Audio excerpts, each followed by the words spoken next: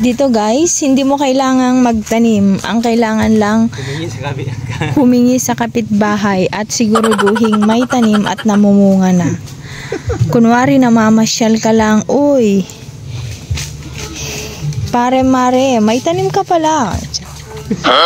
Pwedeng makahingi, mga 5 piraso lang. 5 piraso lang mga beshi, pero ilan na yung pinitas? 5. 2, 4, 7. 7 na. Tama na. Pang-side lang natin. Sige na. Ayun, sitaw. Bakit sisitawan mo pa? So may mga upo po sila dyan. Upo, okra, may bunga na rin. Ayun na, yung natikang na pek. May papaya din, wala pang bunga, pwedeng akyatin. Yung ampalaya. Andito rin yung malunggay. May malunggay din po. Na may ampalaya. May ampalaya din. May pechay din. Na natikag. Hindi yan pechay. Rabanos. Ayun. May ano din to. Ano yan? Bati din. Spinach.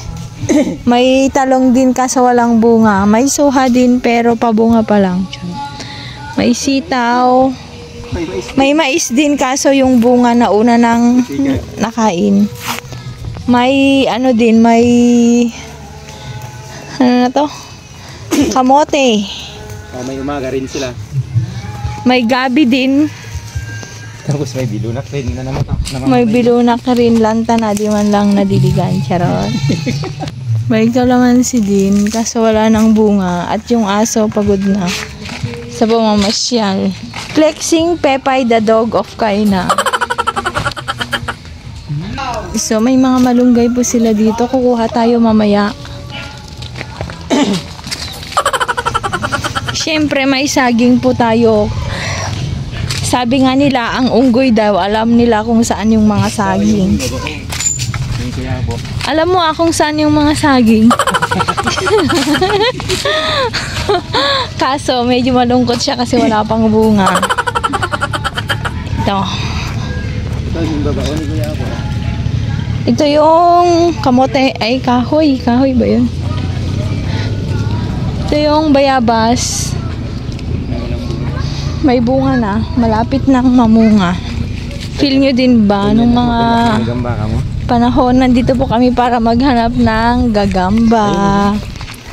So kapag ganitong hapon, naglalakad po tayo para makita natin ang ilog. Kung may white sand ang Boracay, dito may gray sand. Gray sand. So maraming bato dito, pwedeng panghilod.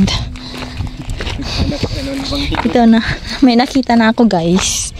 Pwede na ba to?